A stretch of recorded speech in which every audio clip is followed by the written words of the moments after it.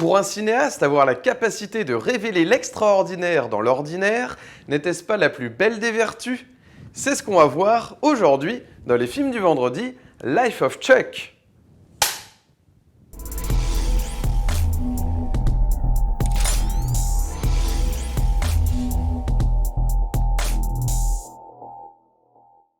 Salut à tous et bienvenue dans les films du vendredi. Aujourd'hui, pour cette dernière vidéo de la saison, plutôt que de revenir sur le dernier Wes Anderson ou le dernier Michel Gondry, j'ai préféré revenir sur cette magnifique œuvre singulière et ce beau moment de cinéma que j'ai eu avec Life of Chuck, réalisé par Mike Flanagan, ce conte philosophique adapté de l'œuvre de Stephen King paru en 2020. Donc ça fait plaisir de voir que Stephen King a encore des choses à dire en 2020, sachant que c'est un auteur qui a tellement apporté à l'histoire du cinéma avec c'est vertigineux tous les films cultes qui ont découlé du génie littéraire de King. Alors pour en citer quelques-unes, bien sûr, Shawshank Redemption, Les Évadés de Frank Darabont, La Ligne Verte également réalisée par le même cinéaste Frank Darabont, et puis sinon il y a eu Back in the Days, Carrie au bal du diable de Brian De Palma, mon cinéaste chouchou, et puis évidemment on ne cesse de le citer bien sûr comme pièce maîtresse du cinéma d'horreur, évidemment Shining de Stanley Kubrick.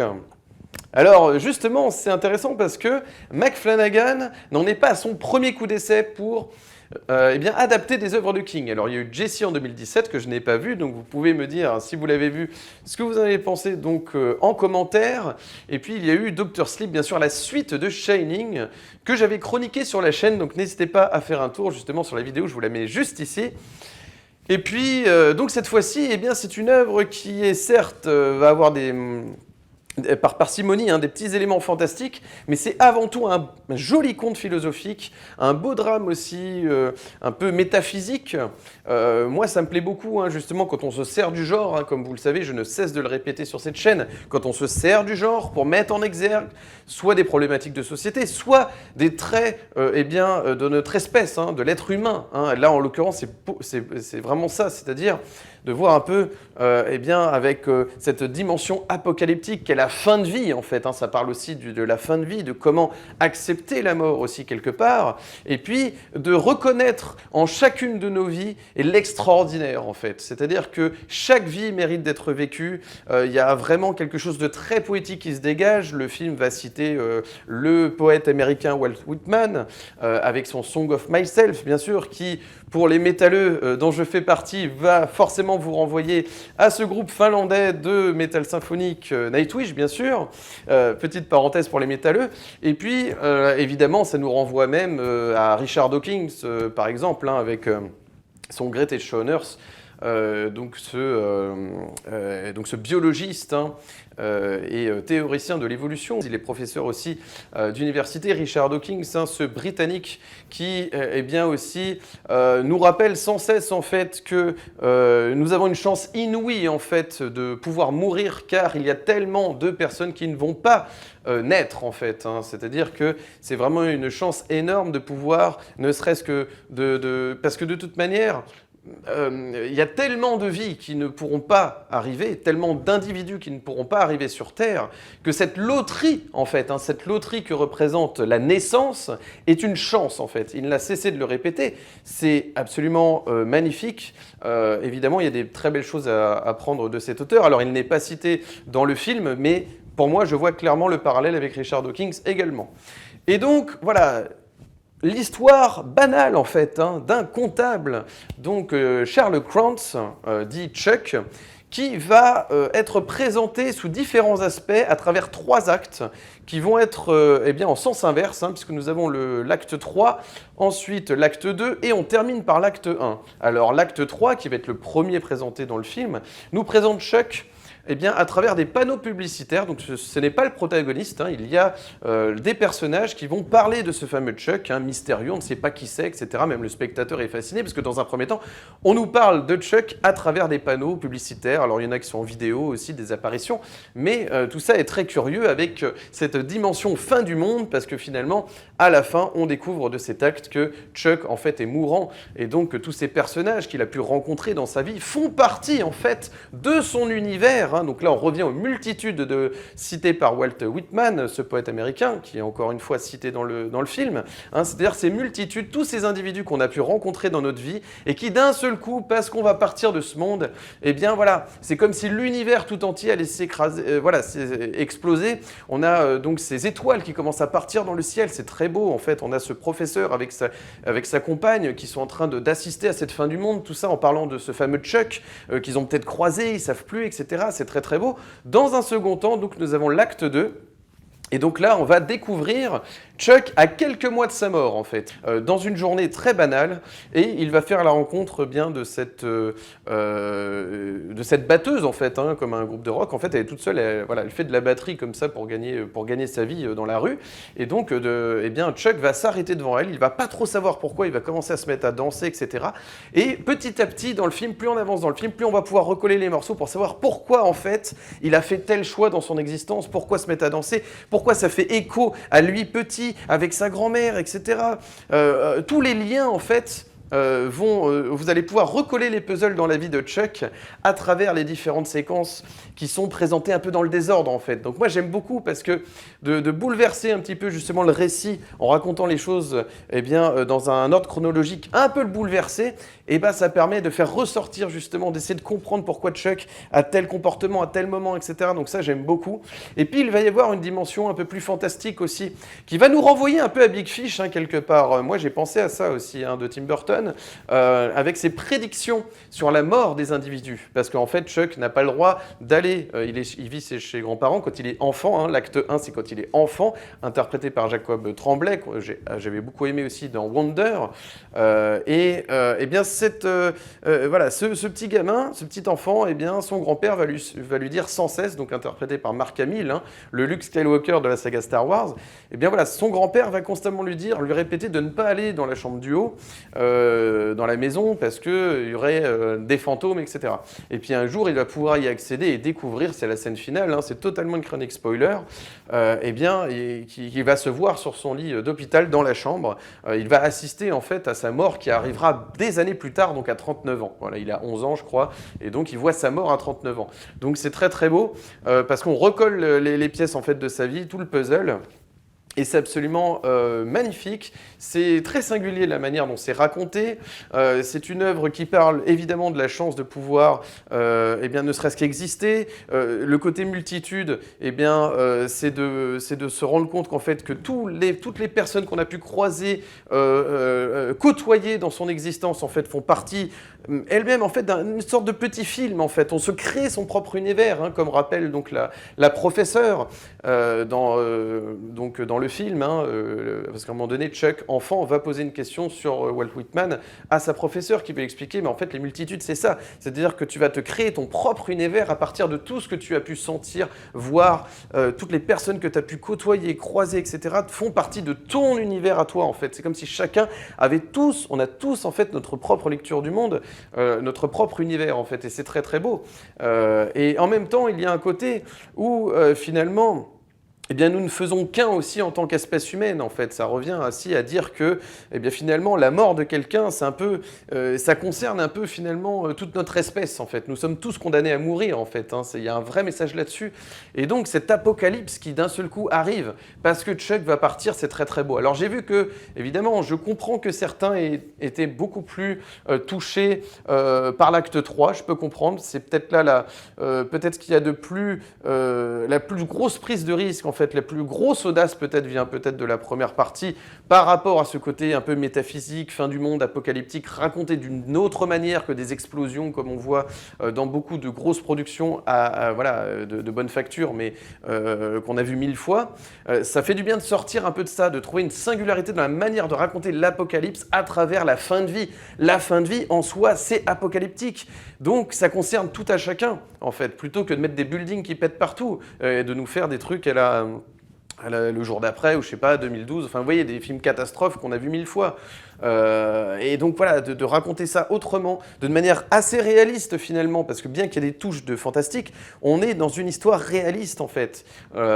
Et même en plus, ce qui est intéressant, c'est que certaines séquences, on peut lire. Moi, j'adore quand un film arrive à te faire penser que peut-être la séquence que tu vois est imaginée par le personnage principal. On ne sait plus ce qui est, voilà, discerner le vrai du faux. J'adore se poser parce que quand vous sortez de la salle, vous vous posez 1000 questions au sujet des images que vous avez vues et de l'expérience en fait que vous avez vécue. Quand un film vous donne l'impression d'avoir vécu une expérience plutôt que simplement avoir vu une histoire d'un type qui est comptable et qui va au travail, eh ben non, en fait, vous avez vécu une expérience à travers ça. Et ça, c'est fort. Et ça, c'est le talent d'un cinéaste. Alors, je ne l'avais pas vraiment remarqué dans Dr. Sleep. Je dois avouer que, après, c'est vrai que écrire en plus, hein, d'autant plus pour Stephen King, une suite de Shining des années plus tard, je ne sais même plus combien d'années plus tard, voilà, c'est pas forcément, enfin c'est assez touchy, quoi, c'est assez risqué.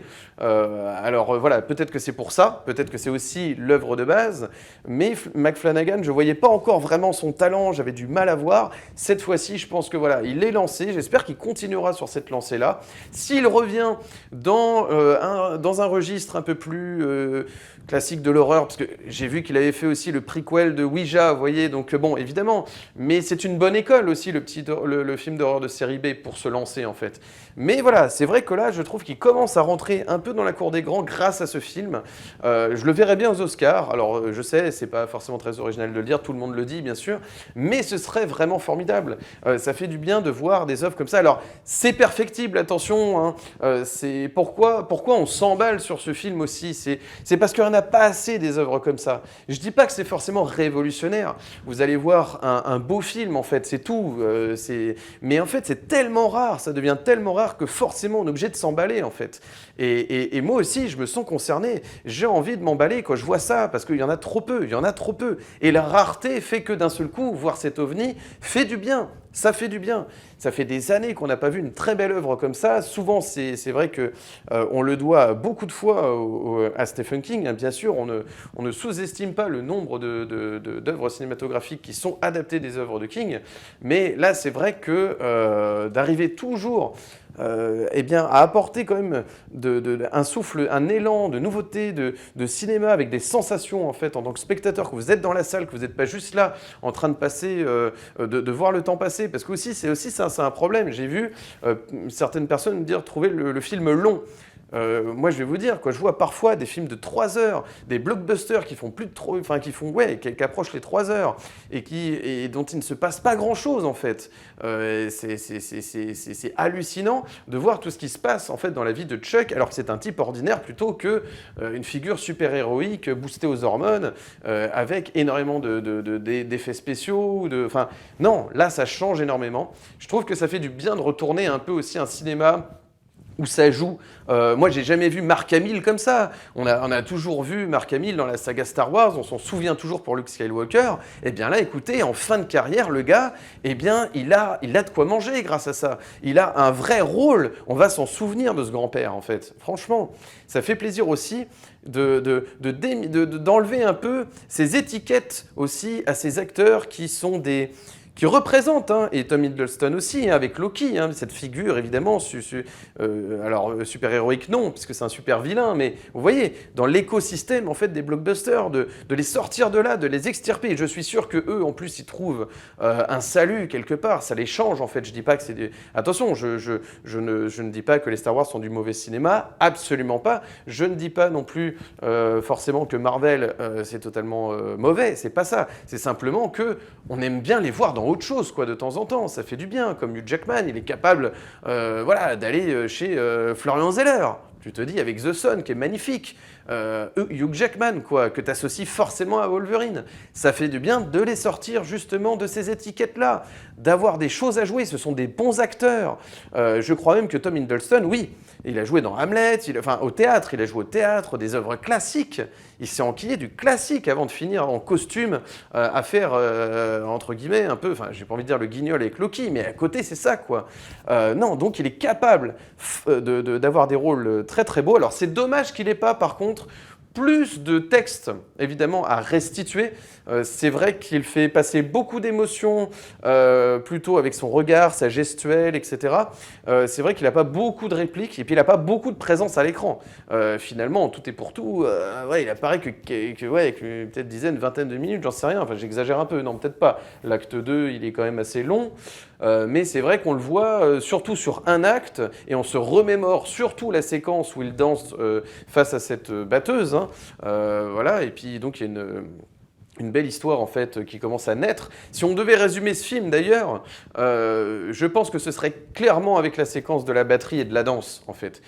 C'est ce qui résume totalement l'essence même de ce film, ce qu'il veut raconter.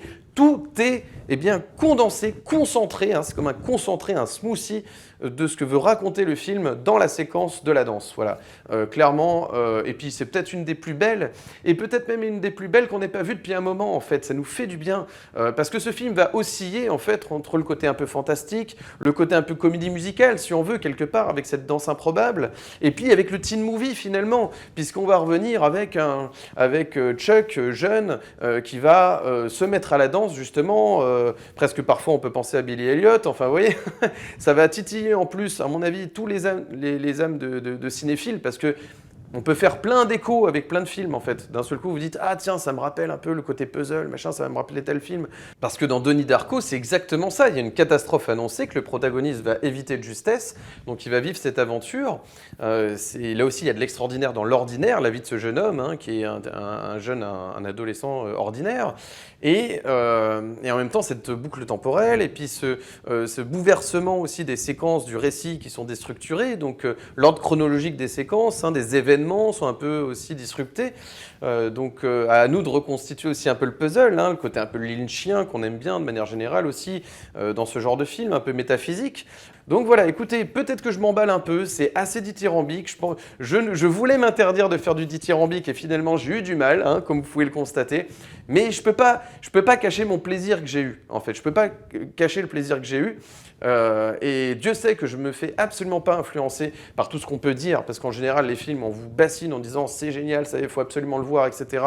Il y a des quotes sur toutes les affiches et tout. En général, bon, moi je fais toujours un peu attention, j'essaie de prendre du recul, j'essaie de ne pas me faire happer justement par tout l'aspect promotion, mais force est de constater que c'est un film qui fait du bien dans le paysage cinématographique actuel.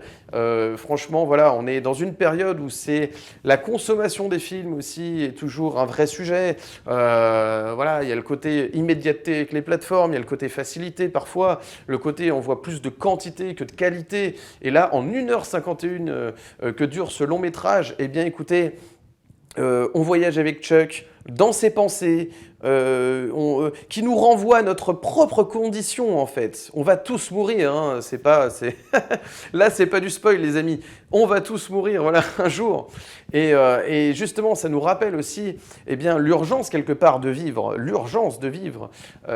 énorme qu'il y a, d'autant plus avec les temps tourmentés qu'on peut connaître tous et toutes.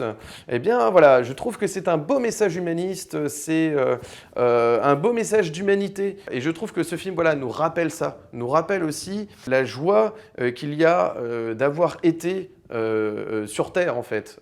C'est quand même malgré tout une chance en fait. On va tous repartir, on ne sait pas pourquoi on est venu, on occupe tous notre temps comme on peut, mais voilà, ça pose des vraies questions, Et la beauté d'une simple danse, en fait, le simple fait de sortir un peu aussi d'une espèce de diktat de comment il faut absolument se comporter de telle manière en société. Si ce mec veut danser devant tout le monde alors qu'il est comptable, il est en costume, il va aller voir une réunion, enfin il va avoir un séminaire sur l'avenir des banques ou je ne sais quoi, parce que le type va voir ça en fait à la base. Hein. Il s'arrête et puis il a cette parenthèse folle qu'il le sort aussi, lui aussi, d'une espèce de schéma, parce qu'on va découvrir petit à petit dans le film que c'est son grand-père aussi qui l'a ramené aux mathématiques, en fait, qu'il a toujours dit que c'était plus important, etc. Donc il avait du mal, finalement, ce petit enfant, eh bien, à mettre aussi ses rêves dans la danse. En fait, c'était compliqué. Il avait plus le côté, peut-être, du côté de sa grand-mère, le côté un peu plus maternel, entre guillemets, c'est-à-dire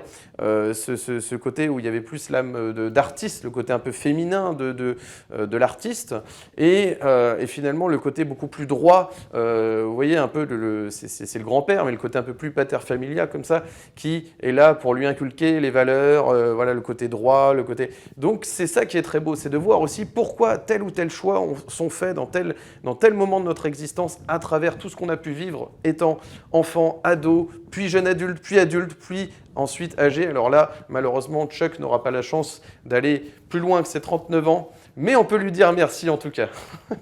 Alors, dans une interview, Mike Flanagan a dit des choses très intéressantes, je trouve, sur ce que doit être aussi un peu un film quelque part. C'est-à-dire qu'il dit « Il ne faut pas s'attarder sur les fins, mais célébrer les moments que nous vivons entre le début et la fin. » Et ça, c'est très beau aussi, parce que c'est pas le tout de savoir si ça se termine comme il faut, si ça commence comme il faut, mais savoir si le chemin, en fait, qu'on a parcouru, en fait, a été salutaire, en fait, vous a apporté quelque chose. Est-ce que vous êtes embarqué, en fait, dans cette réflexion dans laquelle a voulu vous mener Mike Flanagan, en fait. Et c'est ça qui est très beau, le chemin, en fait, quelque part.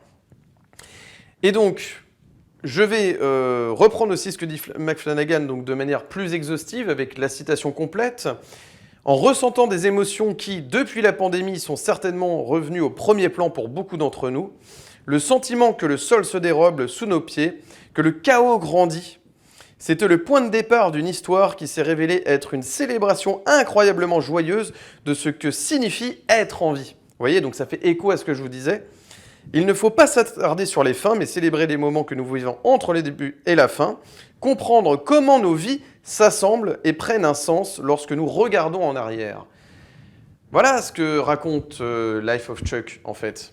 Alors après, certains trouveront peut-être que Mike Flanagan, par rapport évidemment à son cinéma, à sa manière de découper les séquences, parce que c'est vrai que pour le moment j'ai beaucoup parlé de cette histoire, de ces 3 actes, mais en dehors de ça, au niveau de l'image, des cadrages, c'est vrai que Mike Flanagan donc, fait peut-être un travail qu'on a peut-être déjà vu. Alors c'est vrai que moi je trouve que la séquence de la danse est tellement bien découpée qu'on comprend tout ce qui se passe, parce qu'il va injecter, un peu comme des images subliminales en fait, des moments comme ça, dans l'esprit du spectateur qui vont rejaillir plus tard. Donc ça, j'aime beaucoup ces images parce qu'on comprend ce qui peut se passer dans l'esprit du personnage, dans la tête du personnage, lorsqu'il fait telle ou telle action, en fait. Donc c'est pour ça que je reviens toujours à cette séquence de danse, car elle est vraiment, c'est la pièce angulaire, en fait, de ce film.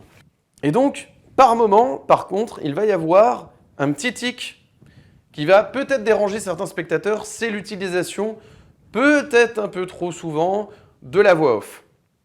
Elle est peut-être un petit peu trop présente, comme si Mike Flanagan, par moment, comme pour se raccrocher un petit peu à l'œuvre littéraire, pour remettre du littéraire dans son récit, va utiliser la voix off. Voilà. Et donc là, c'est peut-être là que ça va en dérouter certains en disant « oui, certes, c'est un film assez audacieux », mais qui, quand même, par moment, voyant la difficulté de raconter de manière cinématographique un aspect en fait, de l'œuvre d'origine, va peut-être se raccrocher à la voix off. Voilà. Alors moi, personnellement, ça ne m'a pas trop dérangé, parce qu'évidemment, je pars du principe qu'il y a beaucoup de films qui nous ont émus et il y avait une voix off. Et c'est un film qui évite le pathos. Il arrive à nous émouvoir sans avoir recours à l'effet tire-larme, entre guillemets, facile, vous voyez. Ça, c'est fort aussi. Quand il arrive à nous émouvoir, simplement, en fait, en nous faisant nous poser des questions. Voilà. Le spectateur, simplement, va avoir de l'émotion, car il va se poser des questions sur sa propre condition.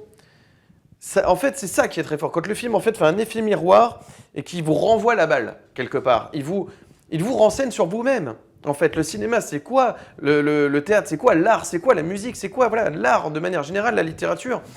C'est d'autant plus fort que quand on sort de l'expérience, eh bien, on se sent renseigné sur nous-mêmes. Et je terminerai cette vidéo par une citation de Richard Dawkins, justement, je vous en parlais.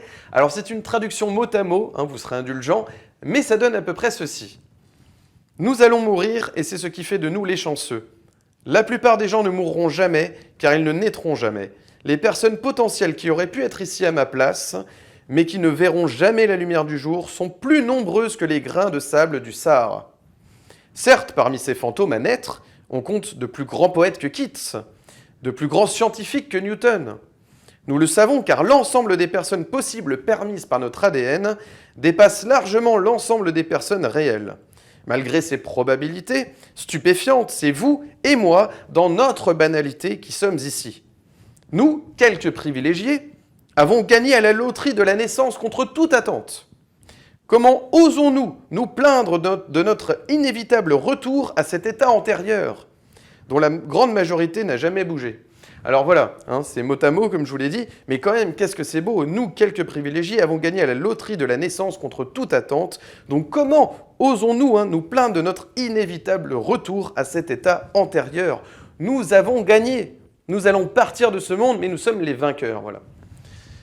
Cet auteur n'est pas cité dans le film, mais pour moi, c'est vraiment ce qui résonne, qui transpire tout au long de ce long métrage. Donc moi aussi, je terminerai cette vidéo en disant merci Chuck pour cette belle séance de cinéma. Si vous avez aimé cette vidéo, n'hésitez pas à mettre un petit like, de vous abonner, d'activer la cloche pour ne manquer aucune de mes nouvelles vidéos et de me suivre sur Instagram, Steph_LFDV. N'hésitez pas à m'ajouter sur Instagram afin d'être tenu informé des prochaines vidéos sur la chaîne ou tout simplement pour accéder à mon contenu. Un grand merci à toutes et à tous pour votre fidélité et cette belle nouvelle saison qui vient de se terminer des films du vendredi qui fera son retour en septembre. Alors peut-être qu'il y aura une vidéo bonus en août, mais j'en doute car j'ai d'autres projets pour le mois d'août. Donc si on ne se revoit pas d'ici là, comme dirait Truman dans le Truman Show, eh bien je vous donne rendez-vous en septembre. Et il ne me reste plus qu'à vous souhaiter un bel été 2025, de belles vacances si vous avez la chance de pouvoir faire un petit break. Eh bien écoutez, reposez-vous bien et on se retrouve en pleine forme en septembre. Donc en attendant, il ne me reste plus qu'à vous souhaiter un excellent vendredi, un excellent week-end. Et d'ici la prochaine vidéo, comme toujours, n'oubliez pas, prenez les films pour ce qu'ils sont. Allez, ciao!